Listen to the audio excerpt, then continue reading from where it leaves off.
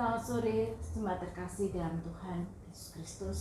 Pada kesempatan renungan Komisi Wanita SD pada sore hari ini, bersama-sama kita akan merenungkan satu tema, kita berharga.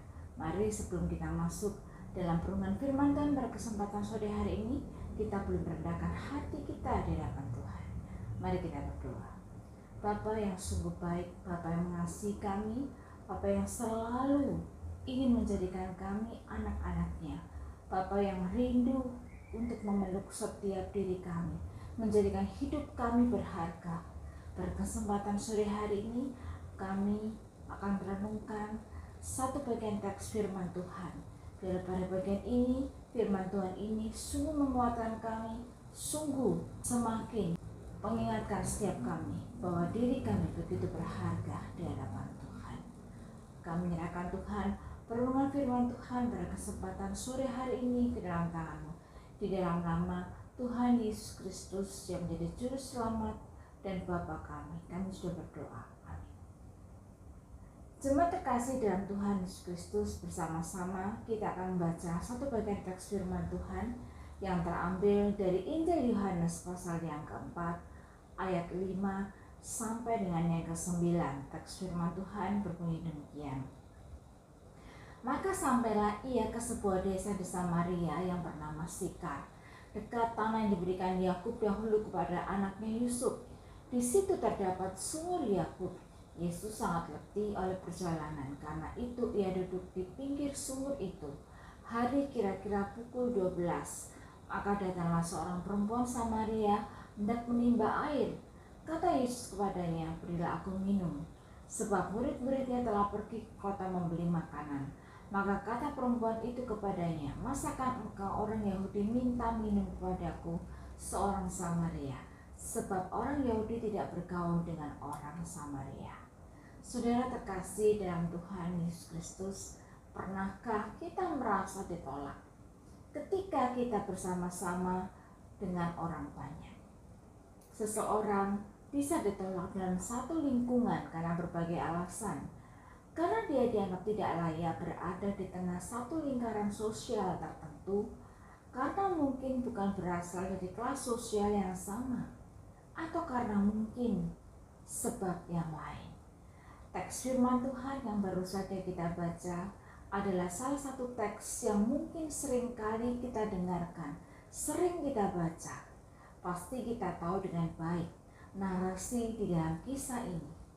Di dalam teks ini dikisahkan bahwa Tuhan Yesus dan para murid pada suatu waktu harus meninggalkan Yudea dan mereka hendak kembali ke Galilea.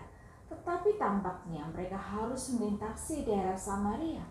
Kemudian sampailah mereka ke satu kota di Samaria yang bernama Sikar, dekat tanah yang diberikan Yakub dahulu kepada Yusuf anaknya. Di tempat itu terdapat sumur Yakub. Tuhan Yesus sangat letih oleh perjalanan yang jauh, sementara murid-muridnya pergi ke kota mencari makanan. Hari itu kira-kira pukul 12 siang. Di tempat itu Yesus kemudian bertemu dengan seorang perempuan Samaria, dan dia kemudian meminta minum kepada perempuan itu. Tetapi perempuan itu berkata kepadanya, "Bagaimana mungkin engkau seorang Yahudi meminta minum kepadaku, seorang perempuan Samaria?" Karena orang Yahudi tidak berurusan dengan orang Samaria. Saudara terkasih dalam Tuhan Yesus Kristus, apa yang menarik dari tindakan Yesus yang meminta minum kepada seorang perempuan Samaria? Dia adalah seorang perempuan, dia juga seorang Samaria. Yang pertama adalah, baik orang Yahudi maupun orang Samaria, keduanya adalah keturunan Abraham. Tetapi mereka tidak akur. Dan selama Yesus hidup di dunia, salah satu perdebatan mereka yang terbesar adalah lokasi bait Allah untuk mereka beribadah. Orang Samaria membangun bait Allah mereka di Gunung Gerizim. Sementara bagi orang Yahudi, Yerusalem mereka yakini bukan hanya sebagai lokasi geografis semata, melainkan juga tempat yang Tuhan tetapkan sebagai tempat bait Allah berdiri. Hal yang kedua adalah perempuan Samaria itu rupanya tidak diterima dengan baik oleh sesama orang Samaria sendiri. Mengapa demikian? Karena perempuan Samaria ini mengambil air di sumur Yakub pada waktu pukul 12 siang saat matahari sangat terik, yang mana para perempuan biasanya mengambil air saat pagi hari atau ketika hari sudah petang. Sementara perempuan ini harus mengambil air di siang hari untuk menghindari tatapan sinis para tetangganya. Mereka memperbincangkan latar belakang kehidupan yang kurang positif. Memang perempuan ini berulang kali menikah dan bercerai, sehingga para perempuan yang terpandang di kotanya tidak mau bergaul dengan dirinya. Perempuan ini adalah orang luar di dalam dunia orang-orang yang berkelompok. Dia seperti sampah yang dilemparkan keluar ke tumpukan sampah kehidupan. Ia adalah sampah yang tidak termasuk anggota manapun. Namun mengapa Yesus mau bercakap-cakap dengan dirinya? Saudara terkasih dalam Tuhan Yesus Kristus, mengapa Yesus mau bercakap-cakap dengan perempuan itu? Jawabannya adalah sederhana. Karena Yesus begitu mengasihi perempuan itu, tanpa memandang latar belakang kehidupannya, tanpa memandang etnisnya. Dia menerima perempuan Samaria itu sebagai pribadi yang layak untuk dikasihi. Perempuan Samaria itu dia pandang sebagai pribadi yang begitu berharga, yang wajib untuk dia kasihi dan dia terima apa adanya. Lalu pelajaran apa yang dapat kita dapatkan dari perempuan Samaria ini? Salah satu pelajaran terbesar yang tidak terhitung dari perempuan Samaria ini adalah dia mengizinkan Yesus sendiri untuk mengubah hidupnya, terlepas dari latar belakang kehidupannya atau apa yang orang lain pikirkan tentang dia dan bagaimana orang memandangnya. Dia sungguh-sungguh mengizinkan Tuhan Yesus mengubah hidupnya. Perempuan ini benar-benar menjadi pribadi yang baru. Seringkali begitu banyak perempuan yang terjebak di dalam perangkap perbandingan. Kita mungkin membandingkan diri kita dengan perempuan lain di gereja kita, atau di dalam lingkungan teman-teman kita, atau bahkan apa yang kita lihat di dunia online yang tampak begitu sempurna dan memiliki segala sesuatu. Ingat, jangan pernah kita membandingkan diri kita dengan orang lain. Karena Tuhan itu mengasihi kita apa adanya. Di dalam segala ketidaksempurnaan kita, kita begitu berharga di matanya.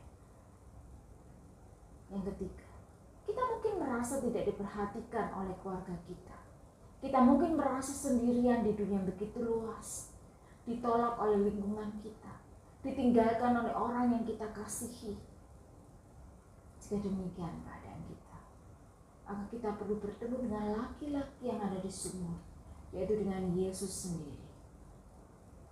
Saat ini dia sedang mencari anak-anak yang terhilang, yang merasa terbuang, yang merasa tidak diperdulikan. Yesus adalah gembala agung yang sedang mencari dombanya yang terhilang. Dia rindu untuk memeluk kita anak-anaknya. Dia rindu menjadikan kita keluarganya. Kita adalah anak-anaknya. Dia mengasihi saudara dan saya, karena kita begitu berharga bagi dia.